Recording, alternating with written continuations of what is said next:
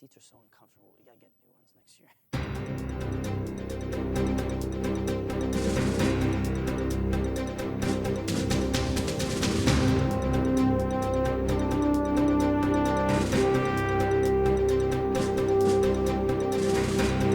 The worst earthquake Nepal has seen in over 80 years. Citizens remain in a state of desperation as the death toll climbs. We have the details. Later, the Maryland governor has declared a state of emergency. Violent protests have forced the implementation of a statewide curfew. We'll fill you in. Plus, good news for Chipotle lovers. The chain has pledged to go GMO-free. We'll let you know why it's such a big deal. Hello, and welcome to the MCTV Weekly News Update. Today is April 28th, 2015, and I'm Brooke DePalma. And I'm Dylan Gordon. Tragedy and destruction have struck Nepal. On Saturday, a 7.8 magnitude earthquake struck near the city of Lamyung at around 6 in the morning. The initial seismic activity was enough to cause massive damage, the after effects only worsening the situation. Although the initial death count was thought to be around 1,500, more aftershocks and avalanches from Mount Everest brought the death toll up to upwards of 4,500 people. Rescue missions are still underway. Can you believe this earthquake? I cannot believe it. I actually did not know about it until President Murray had emailed us. I did get that too. You did get that, right? And my friends and I were talking about it saying, you know, what can we do? Can we do anything? Is there something that we can do? Because I feel like it's something that everyone can relate to. I think it would be great if we could help in any way. I think that me and you should definitely we should go. Start something on we Marist should College start campus. something up. Get ready for it. Just wait to see what's going to happen next. Absolutely. Now, firefighters are supposed to be a beacon of safety, but one local firefighter was arrested in connection with a fire near the Duchess Rail Trail on April 15th. Nicholas Hughes, 24, of Wappinger Falls, has been charged with arson, a felony, after authorities say he set the blaze that took over 5 hours to put out. Currently, there are no known motives. Police are currently investigating if Hughes is responsible for any other local fires. Anyone with information is urged to contact local authorities. As the United States of America gets ready for the 2016 election, there are also elections occurring around the world. Dylan, do you want to take it away? Yes. Unfortunately, other elections do not run as smoothly as they do in America. In Burundi, Africa, President Pierre Nkurunziza recently launched his bid for a third term in office. This action to take a third term in office is what led a civil war in 2005 and also was deemed as unconstitutional by many. This past Sunday, violent protesters stormed the streets in retaliation. All we can do is hope and pray that this issue will be resolved before it is too late. A storm in Alabama turned deadly Saturday during a regatta that left 2 dead and 5 people still missing. The Fairhope Yacht Club near Mobile Bay, Alabama, was holding the regatta that had about 150 boats in participation when a sudden storm hit.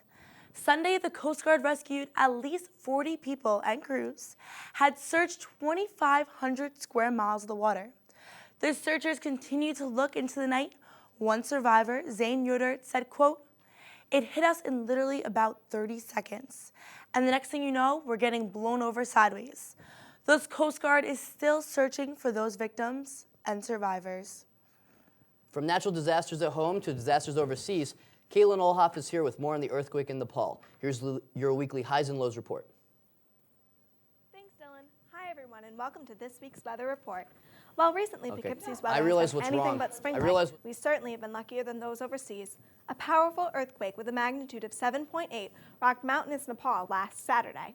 The quake struck before noon local time about 50 miles northwest of Kathmandu in an area that the U.S. Geological Survey calls one of the most seismically hazardous regions on Earth. It was felt as far away as Pakistan, Tibet, and Bangladesh. Multiple aftershocks, including one registered at a magnitude of 6.7, followed.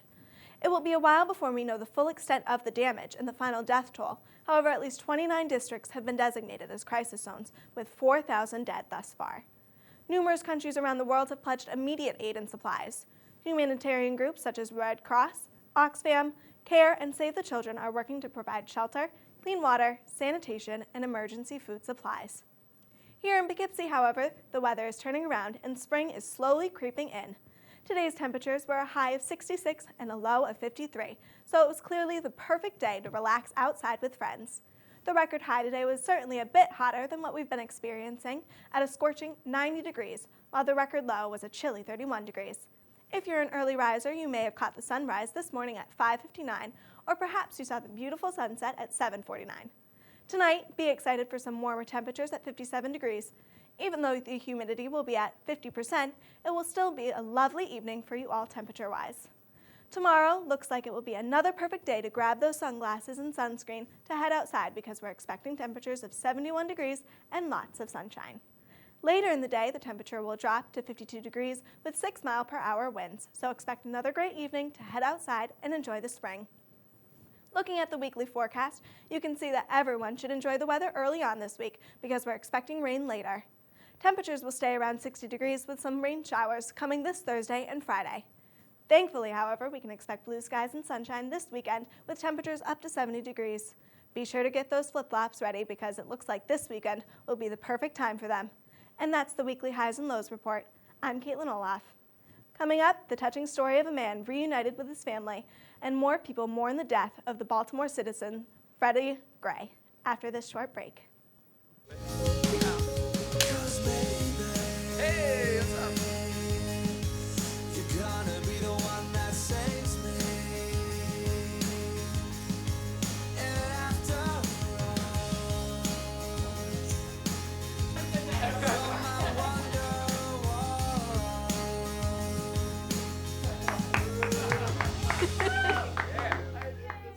Why should people watch the other half? Phenomenal question. We really get down to the issues. Oh. Now it's trendy, it's hilarious. It's something that every college student can relate to. It gets very provocative.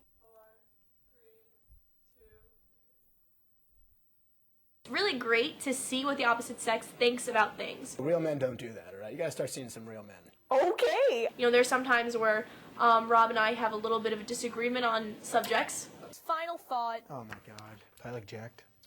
No. We do episodes on fashion, sports, text translation, first dates. It's just an international sensation that this show is going to be sweeping the nation. It's a fiasco. Really, every college student in the world should be watching this show. Low five. No.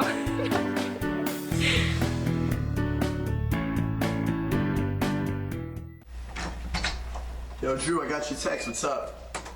I don't know. Jake's been quoting lines from Pulp Fiction all day. Yo, Jake, what's up? I don't remember asking you a goddamn thing.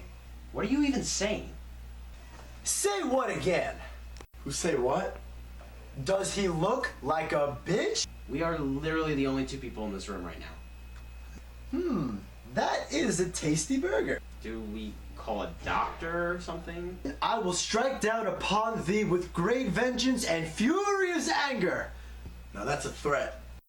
The Middle Seats, every other Thursday, only on MCTV. Tonight, the touching story of a man united with his biological father after being abandoned for 25 years. Robin Barden was rescued from a dumpster by a police officer back in 1989. His mother left him there after having an affair with his biological father. Barden is excited to meet the 5 sisters he just found out that he has.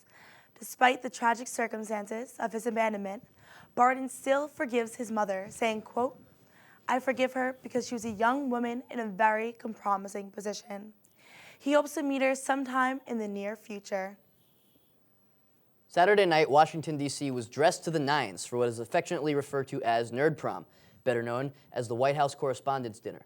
This is an annual event for celebrities, politicians, and esteemed journalists to gather and, as President Obama jokingly pointed out, celebrate themselves. The night was full of laughter and mockery as host Cecily Strong poked fun at multiple media outlets, the Obama administration, and prominent public figures. Obama himself showed the world his sardonic side as he gave a politically correct version of statements that was more realistically relayed by his, quote, anger translator comedian Keegan-Michael Key. This is the 101st anniversary of the annual dinner. Thousands gathered at a Baltimore church for Freddie Gray's funeral. Ryan Noble has more on yesterday's services. The The Swiss Postal Service has begun testing for a delivery drone service. Partnering with drone outfitter Martner, the service hopes to have the airmail service up and flying by 2019. The service's current drone carry approximately 2 pounds and can last up to 13 miles on a single charge. Implementation will make the Swiss Postal Service the first in the world to command a large fleet of mail-delivering drones. Amazon tried to implement this technology last year, but has since been halted by FFA regulation. On Friday night, ABC's former... want to take this one over? Definitely. And on Friday night, ABC's former 2020 anchor, Diane Sawyer, interviewed former Olympian Bruce Jenner. In a highly anticipated program, in this interview watched by 17 million people, me being one, Jenner discussed his long-awaited decision to transition into a woman. Jenner is known for winning the gold medal in the decathlon at the 1976 Summer Olympics, but is more recently known for being married to socialite and entrepreneur Kris Jenner for 24 years, and being a part of the hit reality show Keeping Up with the Kardashians. The reception on Twitter from his fans and family members were mostly supportive. At the end of the interview, Jenner said that this would be the last interview as a man. Can you believe it, Dylan? I can't believe it. I think that, honestly, it's amazing what he's doing right now. It is pretty interesting, yeah. I think that it just speaks volumes for all the people who are in the same predicament as him. Exactly. You know, and I was talking about this with my friends, and even more surprising is the feedback that he's getting and the responses. He's getting very positive feedback. A lot of people. Did you watch it? I didn't get a chance to watch it, but I've heard a lot of good things. I bet. It's definitely the talk. I mean, even Hulk Hogan tweeted tonight about how much he's proud of Bruce Jenner with a photo of him after he won that Olympics in 19. That's really great. Yeah, so it's definitely awesome what he's doing. That is good. And speaking of this ex-Olympian, we have more news about the sports world. Ben Hayes is here with your Week in Sports. Thanks, guys. Yankee Stadium played the host of this weekend's Subway Series, and the Pinstripes won it 2-1. I'm Ben Hayes, here to bring you this week's sports jam. It's my fault for An A-bomb from A-Rod is a phrase that has become very well known thanks to Yankees announcer John Sterling. Sunday night, A-Rod launched his 659th A-bomb, making him just one home run away from tying San Francisco Giants great Willie Mays for fourth all-time. Although he got fooled by the pitch, Rodriguez used his incredible upper body strength to muscle the ball over the right field fence, showing yet again why A-Rod is one of the best baseball players ever. After splitting the first 2 games of the series, A-Rod's solo shot helped propel the Yankees to a 6-4 win over the Mets and reassert the Evil Empire's dominance over New York baseball. I'm a Red Sox fan, and yet I'm still secretly rooting for A-Rod to break the record. Although I guess it's not really too much of a secret now. In football news, the NFL draft is on Thursday, and all eyes are on the Tampa Bay Buccaneers, which hasn't really been the case for like 15 years. The big question is, will the Bucs select Florida State quarterback Jameis Winston with the #1 overall pick, or Oregon QB Marcus Mariota? My prediction is Winston. I'm sure he would be very relieved to not have to leave the great state of Florida, since as Winston has made very well aware, Florida has the best crab legs in the nation. What I am most interested in for this draft is former Georgia Bulldog running back Todd Gurley. Before last season, Gurley was projected as a top 3 pick and a Heisman favorite. Then he tore his ACL. Gurley is now in danger of not even being drafted in the first round. Personally, I am praying that Gurley somehow drops to the 32nd pick so that my reigning Super Bowl champion New England Patriots can take him, since the Pats lost their top 3 running backs to the Jets, Giants, and suspension. I mean, hey, how good would Gurley look with this logo on his helmet? Good enough for me, that's for sure. Well, that's all for this week. As always, I'm Ben Hayes. Back to you guys. It's time to say goodbye to the shirtless Abercrombie & Fitch models that greet customers in malls across the U.S. The clothing company announced Friday that the store will no longer hire, quote, based on body type or physical attractiveness.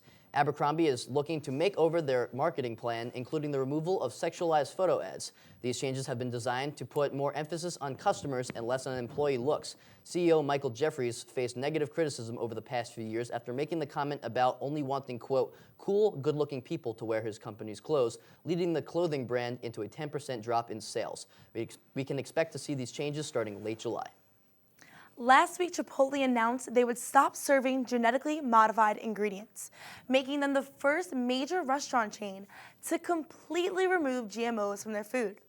Everyone's favorite Mexican fast food chain upgraded their menu, removing the potentially harmful ingredients from their tortillas, rice, chips, salsas, and marinades. Genetically modified foods are a pressing issue for the food world, and according to the USDA, about 80% of the food consumed in the U.S. is genetically modified. CEO Steve Ells says, quote, we want to make the old fast food model irrelevant. The company will continue to prove there really is a better way to do fast food. So Dylan, let me ask you, are you a burrito guy or more of a salad guy? I love burritos. I always get burritos whenever I go to Chipotle. Absolutely? Absolutely. Same thing every time. Now, I know that there's not a close Chipotle, around 20 minutes away, right? It's like 45 minutes away. It's 45 minutes? Far. I wouldn't know. Freshman problems. It's very far, very far. But I think that we should get a Chipotle closer to campus. I definitely think they should build one, especially with the GMOs being removed from it. I'm going to go eat at Chipotle all the time now. Exactly, I know. I actually heard there's a petition going on. You should definitely I'm going to sign that petition. Check that out. Well, for 11 years, Grey's Anatomy has been one of the most popular drama series on television. Last week's episode had a shocking twist many fans were not happy about. And yes, this is a spoiler alert. Fans watched in horror as beloved character Dr. Derek Shepherd was killed off the show. Many fans anticipated this because Patrick Dempsey, who portrays Dr. Shepherd, did say he was leaving the show a few months ago. Fans of the show took over social media, and the hashtag Grey's Anatomy ruled Facebook and Twitter the night of and into the next day after the episode aired. Also, the talk of Marist this week are Marist students Danny Horbiak and Nick Tormey. The two recently produced a music video to Bruno Mars' Uptown Funk. Peter Malenvenda sat down with them earlier. Check it out. Thanks, guys. We are here with Danny Horbiak and Nick Tormey. They are students at Marist College, and they just produced this amazing video for Uptown Funk set here on the college campus. And let's say hello. What's up, guys? Hey, Peter. Thanks for having us on your show. Thank you for coming on the show. Of so course. This video came out very recently, maybe about a week ago, and it's amazing. It's one of the greatest things I've seen. My Marist posted it up on the page, right? Yeah. So tell me, before we even get onto that, how did you guys meet and decide you were going to make this video? Well, Nick and I were in our video production class together. We were kind of forced to be together. The teacher just put us into a project together, and we really had this chemistry right away. He's really great with the tech stuff. I'm really great with the artsy stuff. So this kid goes out and gets an amazing camera, right? Tell me more about the camera. Yes, it's the Sony A7S. It just came out early this year, I'm pretty sure. Is it a DSLR, a video camera? It looks like a DSLR. It looks exactly like a DSLR, but it's actually a mirrorless camera. What does that mean? Which means that there's no mirror inside of it. It's all digital, the whole camera. Really? And it's a full frame, which means that you get that amazing depth of field that you see, and it makes it really cinematic, and I love it. Wow, it looked so beautiful, and the first thing I was saying was, like, what was that shot on? Yeah. It was so nice. How much does that cost, if you don't mind me asking? With the lens, it was around $3,000. Wow, okay. So that's really a nice high end. I want one, so that's why I'm asking you. I saved up a lot. Good for you. Yeah. It didn't take me a long time to save up for that. But producing the video, okay, so we're gonna make a video, Uptown Funk, Marist. Did you do any storyboarding for this? Tell me about your production process. For us, we decided we wanted to do a very simple video. We didn't want a lot of planning. We didn't want a lot of people. Didn't want to have to use additional lighting. So we said, we have this gorgeous campus here. Let's just go film on location. And we picked, these beautiful settings, and the rest just came together like that. And every single shot makes Marist look insane. And we have the video here, and we're going to check it out right now. So take a look.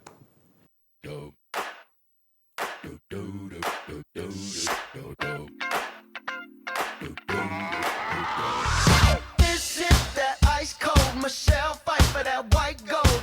This one for them hood girls, them good girls, straight masterpieces. Stylin', wildin', living it up in the city. Got Chuck's on with Saint Laurent. Gotta kiss myself, I'm so pretty. I'm too hot. Call the police and the fireman. I'm too hot. Make a dragon wanna retire, man. I'm too hot. Say my name, you know who I am. I'm too hot. And my band about that money. Break it down. Girls hit you, hallelujah. Girls hit you, hallelujah. Girls hit you, hallelujah. 'Cause Uptown Funk gon' give it to you. 'Cause Uptown Funk gon' give it to you. Saturday night and we in the spot. Don't believe me, just watch. Come on.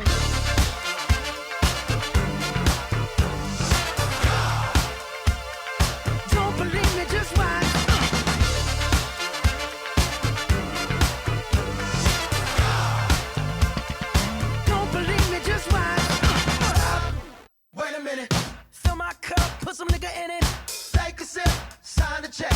Julio, get the stretch. Right to Harlem, Hollywood, Jackson, Mississippi. If we show up, we gon' show out. Smoother than a fresh drop. Skip it. Come on.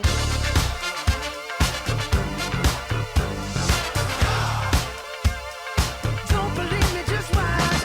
Don't believe me, just watch. Hey, hey, hey, oh!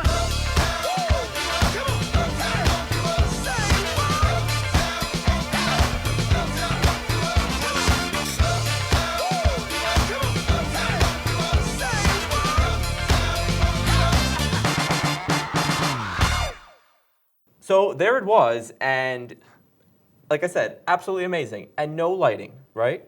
No All lighting. natural lighting. That was part of the camera too. This camera does amazing in low light. That's one of like the main perks of why people get it. You can basically see in the dark with it. So we did not need any lighting at all.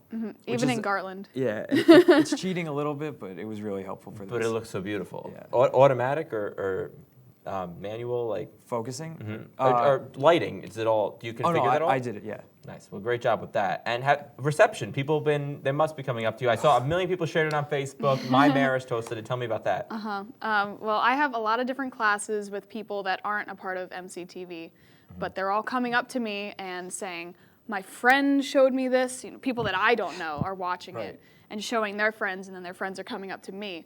And it's absolutely amazing to see all of these people really excited about it, really proud of me, and Nick too. I know his friends are sharing it too. Yeah. I shared it. My mom shared it. That was amazing. And when my mom shares a video, that means it's a good video. I know I've made it in life. There's no question about that. Yeah. What else is there to ask? Why Uptown Funk?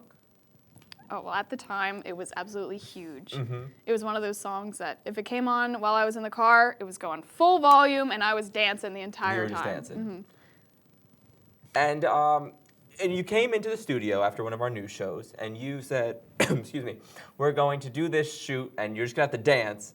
And it complimented everything so well, and I had no idea it was going to come out the way it did. I mean, I expected great things from both of you, but really, really, really taking it above and beyond what I've seen in the music video department here at Marist College. So there's really just so much talent here, and I'm so impressed with you guys.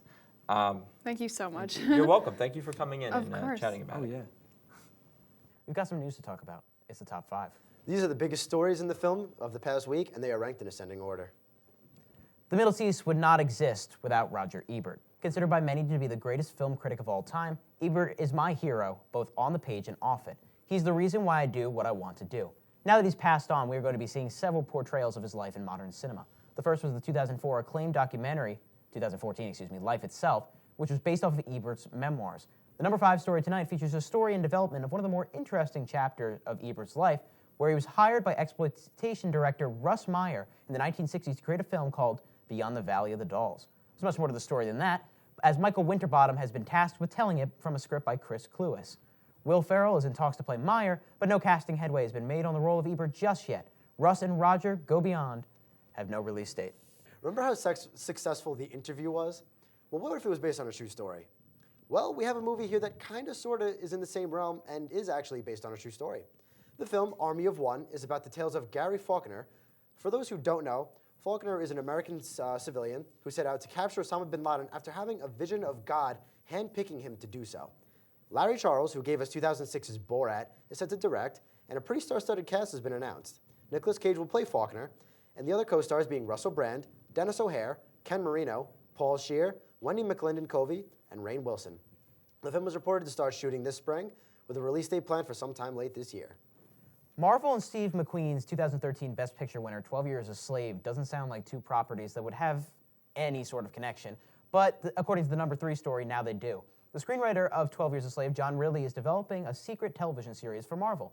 All we know is that the series involves the reinvention of an existing Marvel character. That's it, I got nothing else, let's discuss. Our runner-up story tonight is, no surprise, Star Wars. More will come later, cue Bane voice. I don't know. Anyway, this Star Wars news is about the spin-off series, which are officially titled the Star Wars Anthology. Like Marvel, because we always have to talk about them too, Star Wars is releasing their information in bits and getting their fans pumped. Star Wars Rogue One will be the first film of the anthology and has just released their plot details at the recent Star Wars celebration. Apparently, the film is about, quote, a rogue band of fighters come together to steal the Death Star plans. The film takes place in between Revenge of the Sith and A New Hope, but follows more closely to A New Hope. Director Gareth Edwards also said it's going to feel like a war movie and emphasize the wars part in Star Wars. This darker, more edgy, less Jedi of a Star Wars film is planned to be released December of 2016. Okay, so usually we don't talk about trailers on this show because it's a tricky thing to do when you can't really use the video, although it's legal for us to use your videos, Fox and Sony. But there was just so much we needed to talk about this week that we couldn't avoid it. Star Wars The Force Awakens gave us our first extended look at possibly the most anticipated film of the last 20 years. Another contender for that title is Batman vs. Superman, Dawn of Justice, which we got our first tease of as we stand almost a year until release. Ant-Man, Fantastic Four, and Jurassic World are all much closer to dropping, and the latest trailers are not shy in revealing premium footage from those films. I'm Jay Kensler. And I'm Andrew Ojay. Keep that seat warm, everyone. We'll be back soon, unless you have Internet Explorer, in which case, get with the times, man. Yeah, really. Lil Wayne had an interesting start to his week. The rapper was traveling through the Atlanta area yesterday, coming back from a Saturday night show, when two of his tour buses were hit by gunfire. Nobody was injured, but Lil Wayne was in fact on one of the buses. Witnesses say that the gunfire came from two white vehicles. TMZ is reporting that Weezy and other Young Money executives were also on that bus at the time of the shooting. The rapper is known for his excessive use of racial and sexual profanity. The amount of botched burglaries that have happened throughout history are beyond counting, and some of them make us laugh. But this burglary story claims the prize as one of the funniest. A man attempting to rob a home in San Francisco on Thursday got sidetracked when he realized he was hungry and decided to make himself some tater tots and then take a nap. The owner of the home came home and found the man asleep on her couch in the basement, so she called the police. The man was later arrested when he tried to flee from the scene, proving that even as a burglar, you simply can't fall asleep on the job. Well, that's all the news we have for you today. Thank you for tuning in to our second to last show. Tune in next week for the last show of the semester. I'm Rick DePalma. And I'm Dylan Gordon. Good night.